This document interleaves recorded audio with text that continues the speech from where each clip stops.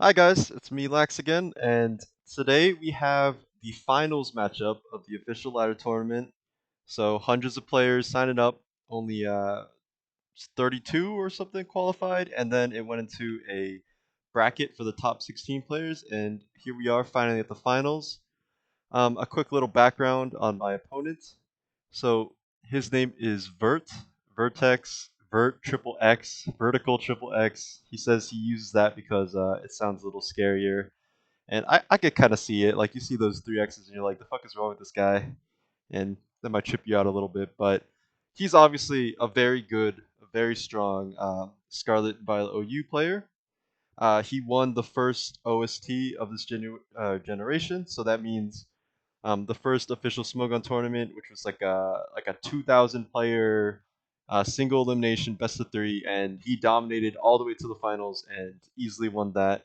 So a lot of people are expecting him to also kind of win this series because of how dominant, how prominent of a player he's been in this generation. So that's a little background on him. He's also my manager for Smogon Champion League, and he's a very cool guy, very friendly, very helpful, and he's also very difficult to prep for. So basically, how I did this is he's usually a offensive player. He uses stuff like Glamora offense, Sun, that kind of thing. So when I was prepping, I made sure to keep counters in mind for those things specifically, aka Sun and like a Glamora hyper offense, and that's what I brought today. So this team has Assault Vest Azumarill, which is the main point in kind of the structure I brought. I thought that that in particular would be really good into him because he uses a lot of special attackers like Iron Moth. Azumarill trades one on one really well. Like it beats things like Dragapult one on one. It beats things like Roaring Moon one on one. Can beat Goldango one on one. Iron Valiant especially one on one. So it's a very good Pokemon, very fat, and always gets a positive trade versus most offensive things. And then I have his own set, Sash Dragapult, which is also very good into offense because you can Thunder Wave things like a Booster Energy plus Speed, Iron Valiant. You can Thunder Wave Iron Moths. I also have Will-O-Wisp for King Gambits and Great Tusk and stuff like that. And the Sash allows you to get a lot of damage off as well as spreading that status with Thunder Wave and Will-O-Wisp. So everything else is pretty standard except for my Great Tusk set. This is meant to be an anti-lead to Glamora's. So essentially how that works is I have Taunt, Headlong Rush, Knockoff, and Stealth Rock on Great Tusk. So if he brings a Glamora, I just taunt it. I just Headlong Rush, maybe try to get my own rocks, but essentially I prevent him from ever getting rocks on his side. And I thought this would be a good bring. I expected maybe Sun game one or game two, and I thought that Avia Azumarill is obviously really good into Sun because of Walking Wake, but he actually completely flipped the script and he decided to bring Stall, Professor Xavier Stall, which is a very, very good team. Its win rate is probably like 90% or something throughout tournaments. And I can put a paste of it in the description so people can also abuse it because it's a very good team, very strong. It plays itself and it has counters to most things. So to start this game off, I don't have a great matchup. I kind of hope he leads Pult and I can, or like Gliscor, and I can just knock it off or taunt it. He leads Clefable and gets a free Moonblast off. I waste my boost energy on my Tusk and on my Iron Moth because I'm about to swap out here, predicting the Gliscor. Or actually, that's later on. I swap in now to Great Tusk. He gets a free Spike, which is a pretty big hindrance to me. Now I think I just get my own rocks and I taunt it, expecting SR because he would Moonblast my Iron Moth. Go to Iron Moth on Moonblast, and then here Iron Moth isn't very good. Unfortunately, I don't have Energy Ball, so I don't bother trying to boost. Instead, I'm actually fishing for a Sludge Wave Poison on the Milotic because I think a poison on that really helps like my Dragapult out, helps my Azumarill and my Valiant as well, which is Calm Mind. So I'm fishing here. Unfortunately, I do not get any poison, but it's only a 10% chance, so it's nothing really to be bummed about. So he heals the full. I get the last Sludge Wave off, no poison, and I die. So I'm trying to scare this out in some way, and I know Azumarill does a lot of damage, so I have to risk the Scald to make any progress. Azumarill is actually a pretty decent matchup into his team. As you can see, it does a lot of damage. My Milotic here is special defense invested, which means that Player is doing a lot. So I calc and Aqua Jet actually kills the Milotic from that range, and I thought he would just try to get one last Scald off to one last burn chance. But he actually makes a crazy play here. He goes Skeledirge, which scares my Azumarill out because I don't want it to get burned, obviously. So if I went for like a liquidation or something, and this Skeledirge went to 1 HP, I'm in a really good spot. But he actually makes a crazy read predicting Aqua Jet and goes to Skeledirge or predicting Play Rough. So I go Dragapult. Lucky I missed the Wisp, and then I just Thunder Wave the Clef. At this point, I just want damage off. Valiant is my win con, so I'm just trying to do anything I can to get damage on that. I get a lucky pair there, so I don't have to take a Moonblast or get rocks up. Mandibus comes in. He changed the set to Toxic, I believe. It's not originally. It's Iron Defense, Knockoff Foul Play. So I get rid of this thing's boots because I'm trying to set up the rest of my team. And Mandibuzz taking Stealth Rock every turn is a pretty big annoyance to it. So I taunt the Roost that I expected, but he didn't go for it. So at this point, I'm just sacking my Great Tusk to let this die to Toxic and give me a free switch into Iron Valiant while he is taunted and cannot Toxic me.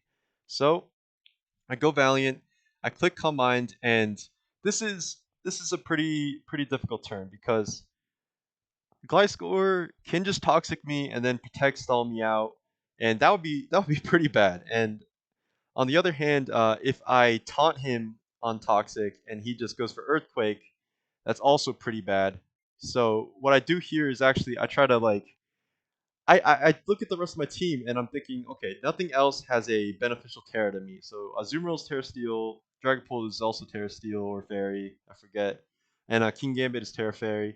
So there's no situation in which I get use out of a Terra here. So I try to make a hard read, expecting a Toxic, and I Terra Steel after the Calm Mind, and I try to avoid that completely, but he does just go for an Earthquake, which just kills me, and that was a really big misplay. This makes the game basically unwinnable because if I was able to kill this Gliscor, maybe Shadow Ball a Skeledirge or something like that, then my Azumarill is in a spot where it can be annoying, or my King Gambit is in a spot where it can be annoying. But unfortunately, I do go for the bad play of Terra Steel here. I died to Earthquake, and the game is unwinnable from this point on. Kill the Milotic. He goes Skeledirge, Terra Water. I had to hope like he missed whiffs and didn't decide to Terra or something. I had to basically play for a choke in this position, play for him to mess up, and that didn't end up being the case. Obviously, he's too good to kind of mess up like that. So Azumarill gets burned, player up to 0 damage. My only chance at this point is to do some shenanigans with Dragapult, try to Hex the heck out of everything. So I go for Hex, trying to kill the Clefable. He goes Mandibuzz. I don't want to take a Toxic or anything. So I just go for Draco, which allows him to go into his own Dragapult because now he eats any hit from me at -2. So I sack Azumarill, and my only play here is to go for the Speed Tie and try to win that. He does end up winning the Speed Tie, which I mean it's nothing I can complain about. But I might have had a decent chance, or I could have been really lucky and won the Speed Tie and then won the game. So my King Gambit is not Lumberry, unfortunately, and it's also slower than a Skeledirge, so there's no point in playing this out, and I forfeit. So down game one in a best of three in a finals is pretty scary. You're kind of like, well, you usually try to hope to start off with a bang. You try to hope that you're able to start off strong and have like more reliable picks in the back to kind of secure your victory. But playing down is a little intimidating because it means that you're on the back foot completely. So every mistake you make, every play he gets right, that's gonna impact the entire series. That could affect you winning the tournament at all. That could affect like all your chances. So we'll move on to game two. Keeping this in mind, at this point, I kind of like I was just kind of like, okay, there's no more fucking around, no more mistakes or missteps or anything like that. I gotta just be good from now on. I gotta just play my best. So I brought this team that is a pretty heavy counter team to a typical Vert Glamora team that I expected here, and it also beats Sun with Terra Water Tinglu. So essentially, my team is a normal Cinderace with Court Change to get rid of hazards. I have a red card Amoonguss, which is also really good into Hyper Offense because it bounces their sweepers away, and I can also get a free Spore. I have an interesting set. I have Roselli Berry Zamazenta with Heavy Slap, and what the set does is it beats Valiant Hyper Offense, which is what he brought here. I eat the Moonblast, I tank it completely because of Zamazenta's natural bulk and also the berry resisting that and turning into half percent damage. And then I also have a Goldango with Shuka Berry for any Great Tusk trying to spin or just like any ground types. And I have Thunder Wave, Hex, and Make It Rain. It's a very defensive set. And Dragonite here is a Terra Blast, Terra Fairy Blast, just like my game versus Insult that you can look last week. And I have a Tinglu that's interesting. It's attack invested, pretty attack invested, and a lot of defense into it. Physical defense over special defense because I wanted this Pokemon to essentially trade versus everything, any physical threats he has, like Roaring Moon, for example, which we'll see. So he leads Glamora. I lead my Tinglu. He goes for a Poisonite because Tinglu is obviously, very annoying versus Hyper Offense. So you want to chip as much as possible. So I go for an Earthquake, and I actually don't have any hazards on my Tinglu, so I'm just going for another Earthquake again. He might have expected rocks and didn't want to switch, but I think he predicted an Earthquake instead of a hazard, so he goes to his Wake. I go to Mungus. This is actually a pretty difficult bond to switch into. He gets a crit burn, which is a little unfortunate, but he gets bounced away and loses the boosted energy, which means Wake is much less of a threat. So he goes to Roaring Moon, and he likes the set that is plus speed, taunt, knockoff, acrobatics, either Brick Break or Roost as its last move. And he goes for acrobatics, and it does 17%, which is insane. And it reveals that I'm like a pretty nonsense Team Blue spread. So he goes for taunt. I don't have hazards, doesn't matter. So I just spam Earthquake. That's actually a little bit of a low roll with all my attack investment. But I just go for another Earthquake. I do 50 more percent. A lot of damage coming up. At this point, I think he just wants to get chip on this, and it's low anyways to the point where his entire team basically kills it. So we do that trade. I kills Roaring Moon. Great for me. He goes Greninja. This is a play I kind of regret. I think I knew the Ice Beam was very obvious, very expected. I don't think he's ever clicking a water move there. So I think I should have gone Zamazenta there instead. But what I do is I go Amoonguss. I'm like, maybe he predicts Zamazenta and he just goes for a Surf anyways. Or Surf into Ice Beam kills Amoonguss anyways, so maybe he just goes for that instead. So I go Amoonguss here, take a lot from Ice Beam. At this point, Surf kills me anyway, so this is a pretty negative loss to have Zamazenta come in on Surf and Amoonguss be very low HP because of Ice Beam. But he actually goes for a Dark Pulse instead. I'm not exactly sure what he was scouting in that position, but that's really good for me. I make the aggressive play. I'm max attack, so I go for a Crunch on his Goldango. It does 50%. I go for Crunch again, finish that off. Zamazenta is a pretty annoying Pokemon, so what he does here is he tries to fish with Scald, and he does get it, unfortunately. I think without the Scald burn, Zamazenta actually just sweeps the rest of the game because Moonblast with Roselli Berry isn't able to kill it at 40-ish percent, which is what it would have been at without burn, or 46. I go for Heavy Slam chip on this, and my berry is revealed when he finishes me off with Moonblast, and this Pokemon is kind of scary too because I don't want to invest my Terra Dragonite into this because I want to save it for Greninja, which you'll see I need later on. So I go Cinderace, and if he was Focus Blast Valiant, which isn't very common, but it is a pretty good Pokemon specifically for dealing with something like a Cinderace, then Cinderace has a chance to get one shot, but luckily he doesn't go for it or he doesn't have it. And I was trying to take my odds of either Focus Blast missing because 70% chance to hit, 30% chance to miss, or getting the roll to survive with Cinderace. And luckily he doesn't get that because he doesn't go for it. So here, I just sack a Mungus, doesn't really matter. And this is a very scary endgame because this game actually comes down to whether or not he freezes my Dragonite right now. So I'm not Extreme Speed, and even if I was Extreme Speed, I don't think I would ever click it because he could be Terra Ghost Greninja, which is what they like to run specifically for Dragonites with Extreme Speed. So if I wasn't Terra Fly, I would go for Terra Normal and EQ anyways, which means I'm still susceptible to being Ice Beam frozen and losing. But I go for the Terra Fly, which lets me live the Ice Beam despite the quad weakness, and from then on I win this game. So that was a pretty good game. A lot of my sets came really clutch, like the red card of Mungus and this jank attack invested defensive Ting Lu stuff like that. Very interesting game. I think all of my sets really came clutch, really came through for me, and he didn't really have any chance to really claw back in this game, and he didn't even have a chance to use his Terra here, so that was pretty good for me. All right, for game three, this is not what I would consider an ideal matchup. I thought if he was gonna Sun, he was gonna do it early on, but he actually brings a game three, and it's kind of terrifying. I'll be honest. So what my team is here, I'm Air Balloon Sneasler, I'm Focus Sash Dragapult once again. I'm Shukaberry Goldango. I'm Red Card Tinglu this time, which is another great Pokemon into a hyper offense because Tinglu literally eats every hit from any Pokemon in the game basically, unless it's like a choice band close combat. But it eats everything, so I'm just going for red card, knock away his sweeper, get up my own hazards, and try to win like that. Once again, I am Roselli Berry Zamazenta with Iron Defense, and I am also plus speed Roaring Moon with knockoff, acrobatics, outrage, and taunt.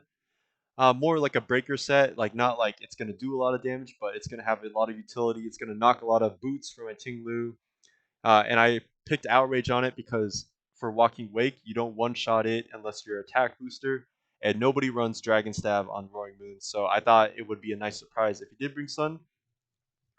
So on his side, it's a pretty scary team. A lot of threats, a lot of damage, and I'm relying on hazards essentially because he has a Great Tusk, and I know he likes to run plus speed Great Tusk here, which means that my Goldango is perfect because he's gonna Ice Spinner to break the supposed balloon on Goldango, very common item, and he's gonna see no balloon and he's just gonna go for an attack there anyways, and that's the game plan.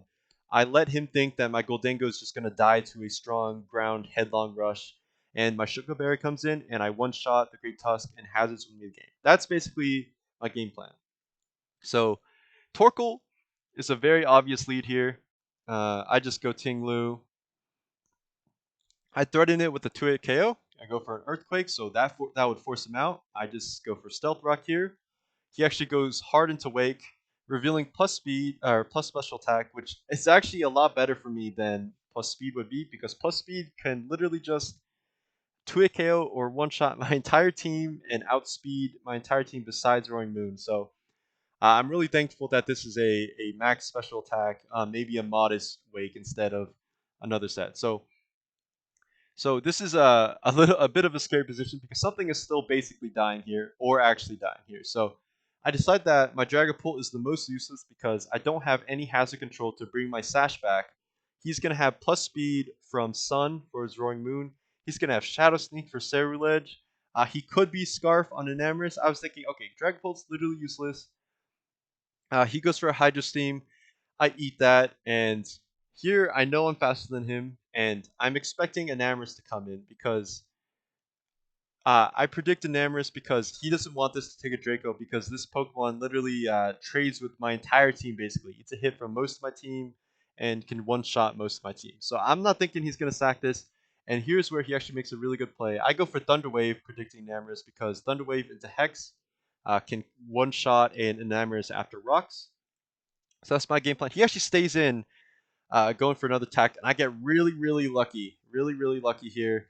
He gets two pairs in a row, and the reason this is such a big deal is because one para is awesome for me. That really sets up my Zamazenta. I feel like Zamazenta with Terra Poison or Roselli Berry is going to sweep the game if I get this chipped a little bit. But the two pairs means that I just get a free kill essentially, and his biggest threat that can one-shot my entire team is down. So this is a very unfortunate series for him in that regard because I think with these pairs not happening, it is a completely different game. It's a much closer game. I do think I am a lot favored in it still because of my Zamazenta set.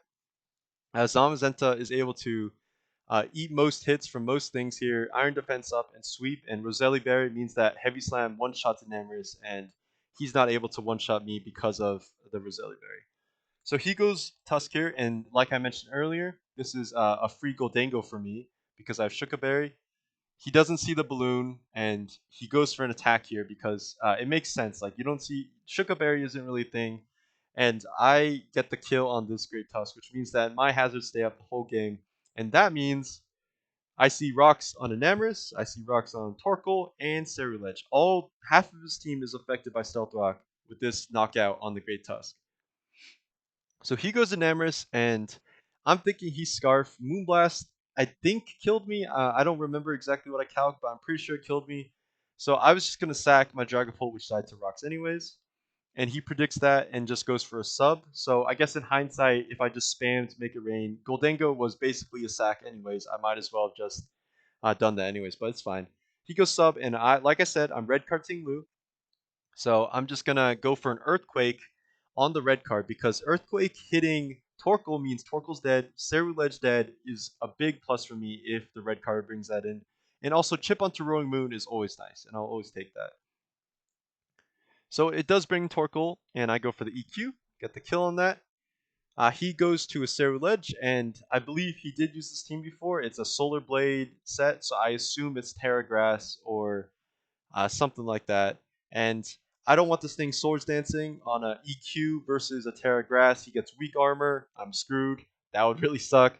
So I go for a Whirlwind here. He kills me off with Solar Blade. At this point, I think I basically win. Like after those pairs on the Walking Wake, I'm very confident in my victory if I figure out the right path. So I take a lot of my timer. I try to figure out what I can do best, and I think going Zamazenta here is the best move and clicking Iron Defense. If he clicks Swords Dance, I can just crunch him the next turn. Crunch max attack will one shot this. Uh, so I go for an Iron Defense here. He goes for Terragrass. I think he actually predicted a Stone Edge or a Crunch instantly, so he wanted the speed boost from the weak armor after I hit it and he resists the attack. He does damage to me, outspeeds me, and kills me. That's his ideal goal in mind. But I reveal Iron Defense, and I calculated that plus 3 defense on Mazenta Body Press does about 93% to Zero Edge, or like it does 93 to about, I think, 105 or something like that. So I know it's always dying. I just go for it. He goes Roaring Moon, and unless he crits here, he's not gonna win. He goes for Outrage. He does not get the crit. I go for Body Press and that's dead. And then Enamorus isn't healthy enough to survive any hits, and Heavy Slam would one shot it anyways.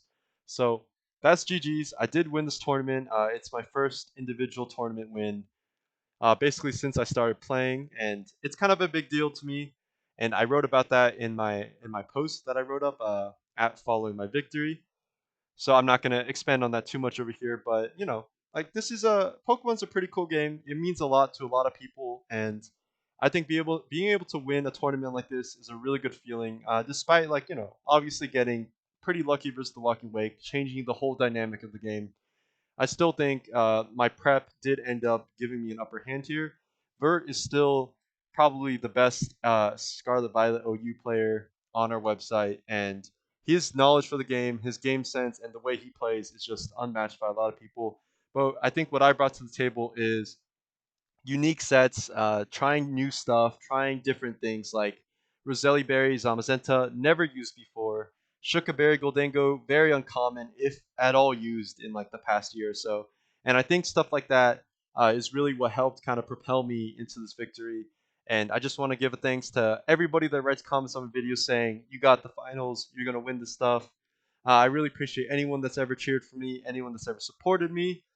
You guys obviously know who you are, and I just want to appreciate. I just appreciate, yeah, all you people still watching these videos too. I do these for fun completely. There's no money on the line or anything like that. Obviously, it's completely for fun and educational value. If people are interested in kind of the mindset of like how I play, and because I played a lot of games before Pokemon, so yeah. And I guess that wraps it up for this OLT series. I won this tournament, and yeah, thank you guys for listening, and I will catch you around. We'll see if there's anything else for me to do in the future. Take care.